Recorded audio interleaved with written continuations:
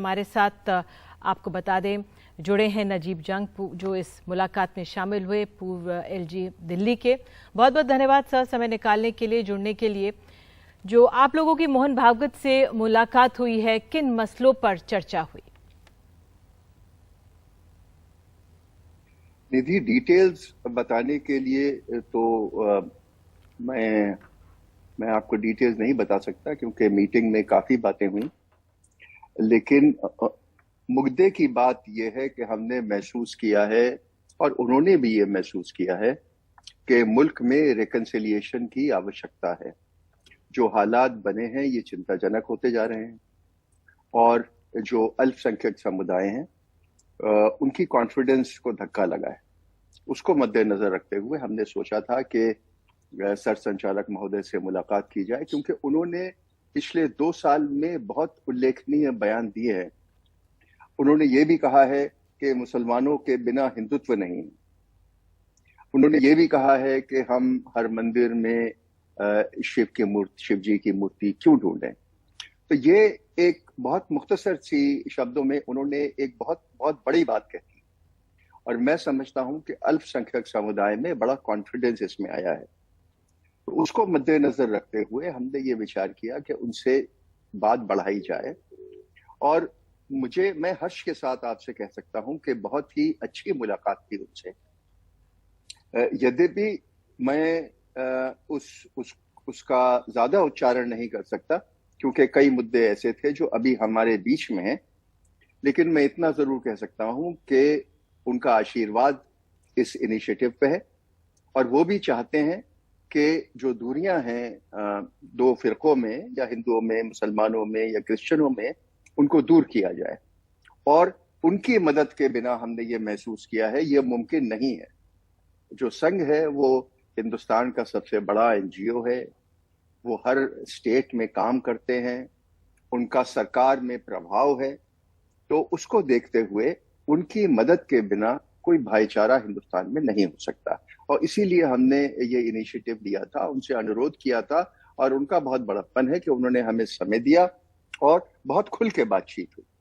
जी, तो क्या माना जाए, बातचीत का ये सिलसिला आगे बढ़ेगा, क्या स्वरूप रहेगा इसका? जी हाँ, बिल्कुल, बिना बढ़ाए तो फिर मसला खत्म हो जाएगा। तो हम लोग इस चीज को हिंदुस्तान भर में ये संदेश ले जाएंगे और जो डिफरेंसेस हैं कम्युनिटीज में उन पे बात करेंगे। देखिए, कोई ऐसा मुद्दा नहीं है जिसमें हम विचार करके एक सहमति पे नहीं आ सकते, कोई ऐसा मुद्दा नहीं। लेकिन सिर्फ हमारे बीच में जो विरोधाभास है, हमारे बीच में जो शक व शुबा है, हमारे बीच में जो दूरियां हैं, उनको दूर करने के लिए बहुत आवश्यक है कि हम एक दूसरे से वार्तालाप करें और वही हमारा इनिशिएटिव। लेकिन जो आप लोगों के विचार हैं इस समय की राजनीति को कैसे प्रेरित करेंगे, कोई मंच किस तरह से आगे बढ़ेंगे? नहीं निधि, सबसे बड़ी बात यह है कि राजनीति को प्रेरित करने की जरूरत नहीं है। हम लोग हिंदू समाज में, मुसलमान समाज में बुद्धिजीवियों से, रिलीजियस हेड से मुलाकातें करेंगे और जो हमने की हैं माननीय सर संचालक जी की मुलाकात के बाद जो हमने बातचीत की है, सब लोगों से बात की है और मुझे बड़ा हर्ष है, बहुत खुशी है कि करीब करीब 90% लोग जो हमें मिल रहे हैं वो कह रहे हैं कि भाई ये इनिशिएटिव आप जरूर कंटिन्यू करिए। तो कोई हमें संस्था बनाने की आवश्यकता नहीं है, कोई राजनीतिक पार्टी बनाने की आवश्यकता नहीं है, किसी राजनीतिक पार्टी पे निर्भर होने की आवश्यकता नहीं। ये हम इंडिपेंडेंट लोग हैं जो इस इनिशिएटिव को आगे ले जाना चाहते हैं, क्योंकि हम समझते हैं कि ये हमारी जिम्मेदारी है, हर भारतीय नागरिक की ये जिम्मेदारी है कि जो हालात हैं उनमें सुधार लाया जाए। संघ का एक मजबूत काडर है और जो ये काडर है वो ही बीजेपी को मजबूती देता है। तो आपका ये मानना है कि इनके जरिए, काडर के जरिए सामाजिक सौहार्द की ओर बढ़ा जा सकता है? बिल्कुल, इसीलिए और ये माननीय सर संचालक ने ये बिल्कुल स्पष्ट किया है कि हम मानते हैं कि दूरियां कम करनी चाहिए। तो ये जो एक लोगों में सोच है कि संघ ये नहीं चाहता है, मैं समझता हूं कि ये गलत है और अब संघ का जो रूप है वो अलग है और एक मॉडर्न दृष्टिकोण से वो काम करना चाहते हैं। वो चाहते हैं कि दूरियां हो, क्योंकि हिंदुस्तान को बढ़ने के लिए हमारे आसपास, हमारे चारों तरफ दुश्मन है। एक तरफ चीन है, दूसरी तरफ पाकिस्तान है। हालात अच्छे नहीं हैं।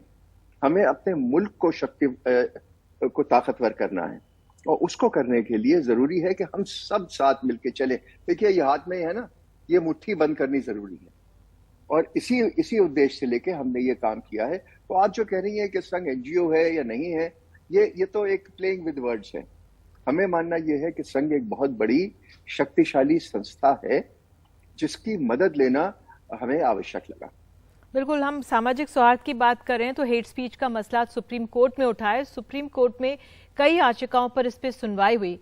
सर, आज कोर्ट ने तल्ख टिप्पणियां की हैं हेट स्पीच के मसले पर। कहा है कि ये हेट स्पीच सबसे ज्यादा सोशल मीडिया और मीडिया में रहती है।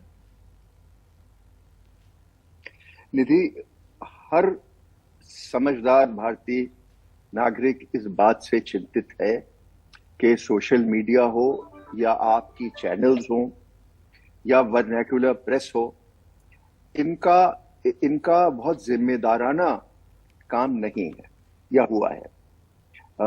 तो सुप्रीम कोर्ट का बिल्कुल सही है, क्योंकि आप अगर देखें तो अधिकांश भ्रम जो फैलता है, जो रूमर्स फैलते हैं, वो सोशल मीडिया के जरिए फैलते हैं। मेरा कोई बैर नहीं है अपने नेबर से, और रहा नहीं है, 100 साल से हम नेबर हैं। लेकिन अगर आप सोशल मीडिया पे एक झूठी खबर चला दें कि मेरे नेबर ने फलानी चीज की, तो हमें एक हमारे भाव खराब होते हैं। तो ये बिल्कुल सही है कि सोशल मीडिया पे और जो गैर जिम्मेदाराना चैनल्स हैं और गैर जिम्मेदाराना प्रिंट मीडिया है, इस पे किसी न किसी तरह का कानूनी अंकुश जरूरी है। मैं डेमोक्रेसी के पक्ष में हूं, मैं बिल्कुल इस पक्ष में हूं कि फ्रीडम ऑफ स्पीच होना चाहिए। लेकिन अगर फ्रीडम ऑफ स्पीच मेरे मुल्क को तबाह कर रहा है, अगर विभिन्न कौमों में इख्तलाफ पैदा कर रहा है, तो उसमें रोक तो लगानी पड़ेगी, और ये स्टेट का काम होगा, ये विभिन्न प्रांतों का काम होगा कि इस पर रोक लगाई जाए। आप कह रहे हैं ये स्टेट का काम होगा। आप देखिए, सुप्रीम कोर्ट ने सरकारों से भी जवाब मांगा है। पहले नोटिस दिया था, अब एक बार फिर से नोटिस दिया, लेकिन चुनी हुई सरकारों की चुप्पी भी बहुत घातक है, और इसी पर कोर्ट ने भी आज सवाल उठाए। बिल्कुल सही बात है, और सरकारों की ये जिम्मेदारी है। देखिए, मैं प्रशासन में 40-45 साल रहा हूं, जिसमें मैंने करीब 10 साल कलेक्टर भी रहा हूं। हमारे बिल्कुल स्पष्ट निर्देश होते हैं केंद्र सरकार से भी और स्टेट की सरकार से भी कि कहीं भी इस किस्म की वारदात टॉलरेट नहीं की जाएगी। तो अगर यहाँ ऐसी घटनाएं होती हैं, हेट स्पीच होती है, कम्युनल टेंशन बढ़ता है, तो लोकल प्रशासन का ये दायित्व होता है कि उसको कंट्रोल करे, और स्टेट गवर्नमेंट का दायित्व होता है कि लोकल प्रशासन पे हस्त रखे कि इसको कंट्रोल करें। अगर ये कंट्रोल नहीं हो रहा है या स्टेट गवर्नमेंट स्पष्ट निर्देश नहीं दे रही है, तो ये उनकी कमी है। बिल्कुल, आप हमारे साथ जुड़े इसके लिए बहुत बहुत धन्यवाद। और अपने आप में एक बहुत अहम है कि किस तरह से सामाजिक सौहार्द की ओर बढ़ें।